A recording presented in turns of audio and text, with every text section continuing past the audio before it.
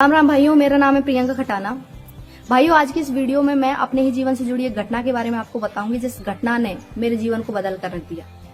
तो भाइयों, बचपन से ही मुझे नाचने गाने का बड़ा शौक था, फिल्में देखने का बहुत शौक था। परिवार में, मोहल्ले में या स्कूल में कोई भी फंक्शन होता था तो मैं नाचने गाने का कोई भी मौका नहीं छोड़ती थी। फिर उसके बाद जैसे ही मैंने अपना 12th क्रॉस किया, 12th पास की, तो मेरे घर वालों ने कहा कि अभी नाचना गाना छोड़ो और भक्ति करो, भक्ति तुम्हारे काम आएगी, नाचने गाना तुम्हारे काम नहीं आएगा। तो मैंने उस टाइम सोचा कि भाई भक्ति मैं इस उम्र में करूं, मेरी क्या उम्र है अभी भक्ति करने की। मेरी उम्र के सारे बच्चे ये काम करते हैं, नाचते गाते हैं, फिल्में देखते हैं। तो मैंने उनसे मना कर दिया कि भाई मैं नाम नहीं लूंगी। तो मेरे घर वालों ने बहुत ज्यादा दबाव डाला, इमोशनली ब्लैकमेल किया। तो मैंने उनके दबाव में आकर संत रामपाल जी महाराज जी से 2016 में नाम दीक्षा ले ली। फिर उसके बाद मैंने संत रामपाल जी महाराज का कोई भी सत्संग नहीं सुना, ना ही जो वो उन्होंने नियम बताए थे सत्संगों में, वो अपने नियम बताते हैं, वो नियम मैंने फॉलो नहीं किए। और वो चीजें जो मैं पहले करती थी वही मैंने कंटिन्यू रखी, जारी रखी। घर वालों से छुप छुप कर नाच भी लेती थी, गा भी लेती थी, फिल्में भी देख लेती थी। फिर जैसे ही 2017 आया तो मैं बीमार रहने लगी। पहले थोड़ी बीमार होती थी, फिर ज्यादा बीमार रहने लगी और मेरे शरीर में बहुत ज्यादा गांठें हो गई थी पूरी जगह, गर्दन पे, हाथों, यहाँ पर जो नरम जगह होती है वहां पर। तो ये समझ में नहीं आ रहा, डॉक्टरों से ट्रीटमेंट भी लिया। तो फिर उसके बाद भी मेरी जो बुखार है, जो मेरी गांठें हैं वो कम नहीं हुई। तो डॉक्टरों ने सलाह दी कि भाई इसकी पूरी जांच करते हैं, उसके बाद पता चलेगा कि इसको क्या प्रॉब्लम है, क्योंकि इसकी बीमारी है जो मिट ही नहीं रही है, काफी टाइम से ट्रीटमेंट चल रहा है इसका। उसके बाद मैंने पूरी जांच करवाई शरीर की, तो उसमें आया कि मुझे कैंसर है। डॉक्टरों ने बताया कि इसको ऐसा कैंसर है जो पूरी बॉडी के अंदर है और अगर इसका ऑपरेशन भी करेंगे तो भी इसकी कोई गारंटी नहीं है कि ये बच जाएगी। उसी टाइम मेरे और मेरे घर वालों के पैरों तले जमीन खिसक गई। अब मेरे सामने कोई भी ऑप्शन नहीं था कि मैं करूं, क्या करूं, कुछ समझ में नहीं आ रहा था। मेरा खाना पीना तक छूट गया था, क्योंकि मेरे गर्दन पर जो गांठ थी वो बहुत ज्यादा बड़ी थी। जो शरीर के अंदर जो और गांठें थी उनसे ज्यादा बड़ी थी वो, जिसकी वजह से मेरा खाना भी छूट गया था। मैं नॉर्मली दूध वगैरह पीती थी या जूस पीती थी बस।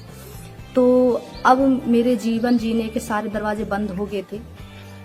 उस समय मुझे समझ में आया कि भक्ति करना क्यों जरूरी है। अगर हम नाचेंगे नहीं, गाएंगे नहीं तो हम मर नहीं जाएंगे, लेकिन अगर हम भक्ति करते हैं तो हमें वो सारे चीजें मिलती हैं जो हमें जिंदगी में चाहिए। उस समय मुझे समझ में आया कि अगर मेरी लाइफ होती तो मैं क्या क्या करती। मैं उस टाइम बिस्तर पर पड़ी पड़ी ये सोचती थी और मेरी मौत मेरे सामने थी, दिन प्रतिदिन मैं मौत की तरफ बढ़ती जा रही थी।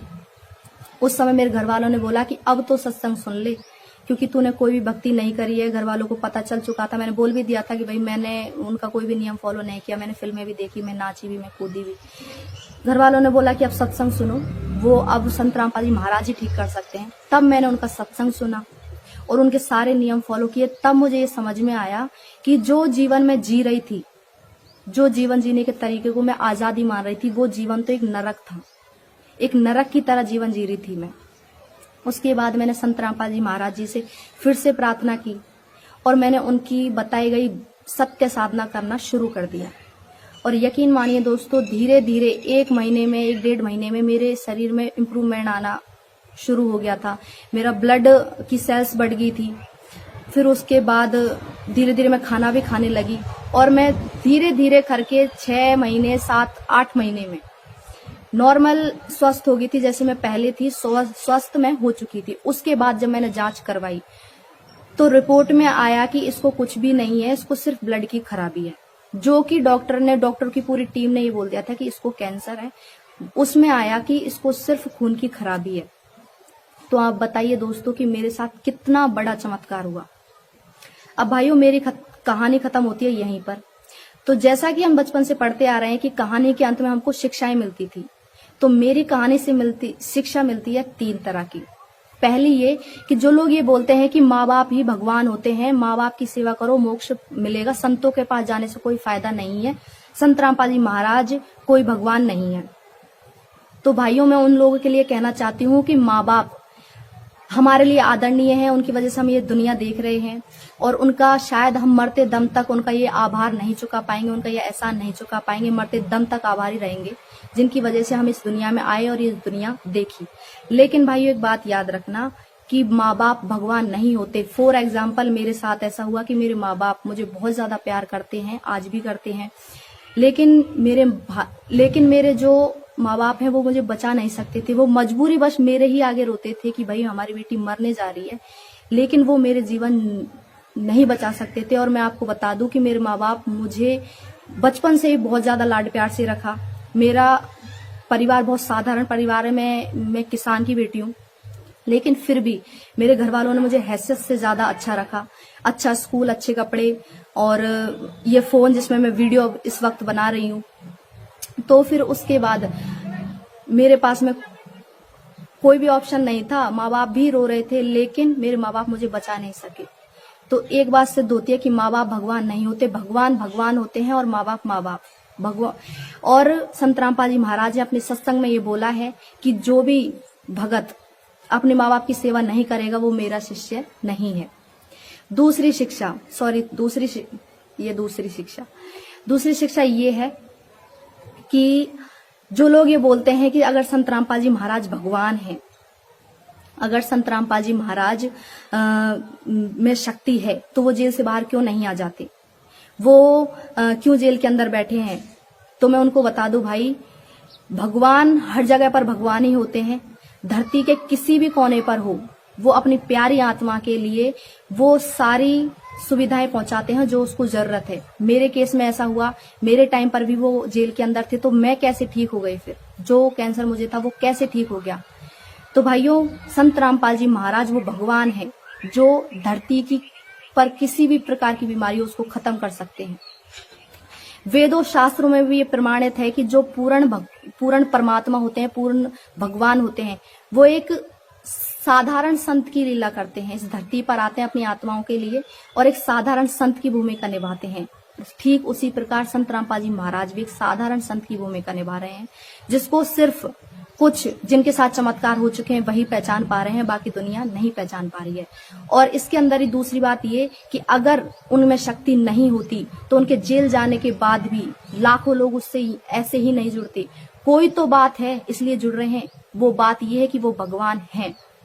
तीसरी शिक्षा ये है कि जो लोग उनसे जुड़ चुके हैं और फिर भी उनको ये शिकायत है, जो लोग उनसे जुड़ चुके हैं, तो एक चीज का हमेशा याद रखना कि अगर आप उनसे जुड़े हो तो पूरी श्रद्धा भाव से जुड़े और उनके पूरी मर्यादाओं को फॉलो करें। क्योंकि अगर जब तक आप मर्यादा, संत रामपाल जी महाराज ये बताते हैं कि अगर जो मैं भक्ति बताता हूँ, जो मर्यादाएं मैं बताता हूँ, अगर आप उसको फॉलो नहीं करोगे तो आपके दुख नहीं कटेंगे, आपका कष्ट खत्म नहीं होगा। तो सत्संग भी सुने और भक्ति भी करें और विशेषकर से मर्यादाओं का ध्यान रखें। जिसकी भी बीमारी ठीक नहीं हुई और पहले उन्होंने संत रामपाल जी महाराज जी से नाम लिया और उसके बाद जब उनकी बीमारी ठीक नहीं हुई उन्होंने छोड़ भी दिया, तो उनके लिए ये बात है कि भाई मेरे साथ भी ऐसा ही हुआ, मैंने भी भक्ति नहीं की थी, नाम तो ले लिया तो सिर्फ ठप्पा लगाने से बीमारी ठीक नहीं होती है कि भाई संत रामपाल जी महाराज का ठप्पा लगा लिया और आपकी बीमारी ठीक हो जाएगी। ऐसा कुछ नहीं है। आपको वो भक्ति मर्यादाएं रखनी पड़ेंगी जो वो संत रामपाल जी महाराज अपने सत्संगों में बताते हैं। बाकी जो लोग मेरे हिटर्स हैं, जो लोग संत रामपाल जी महाराज के हिटर्स हैं, मैं उनको बता दूं कि भाई भगवान भगवान ही रहेंगे। आपके कुछ कहने या ना कहने से कोई फर्क नहीं पड़ता। भगवान की शान में कोई भी फर्क नहीं पड़ता। वो भगवान है इस धरती पर। और वो कैंसर तो क्या, मौजूदा हालात में जो कोरोना वायरस चल रहा है ना, उसको भी मिटा सकते हैं। लेकिन शर्त यह है कि पूरा हिंदुस्तान, पूरा विश्व उनकी शरण में जाए। किसी को भी कोई बीमारी से मरने की जरूरत नहीं पड़ेगी। अब ऐसा तो नहीं है कि जो लोग ये कहते हैं कि भाई मरते तो सभी हैं, जिसका काल है वो तो आएगा ही, लेकिन हमारे संत रामपाल जी महाराज एक गारंटी देते हैं कि बाप के आगे बेटा नहीं मरेगा। इसका मतलब जितनी मनुष्य की जीवन होता है, मनुष्य का 80-90 साल 100 साल जितना भी होता है, वो जीवन जीकर ही जाएगा इस दुनिया से। अकाल मृत्यु नहीं मरेगा। तो भाइयों, ये थी मेरी कहानी। अगर आपको वीडियो अच्छी लगी है तो लाइक कीजिएगा, शेयर कीजिएगा और मेरे चैनल को सब्सक्राइब कीजिएगा और कमेंट करके ये भी बताना कि मेरी वीडियो कैसी लगी। धन्यवाद।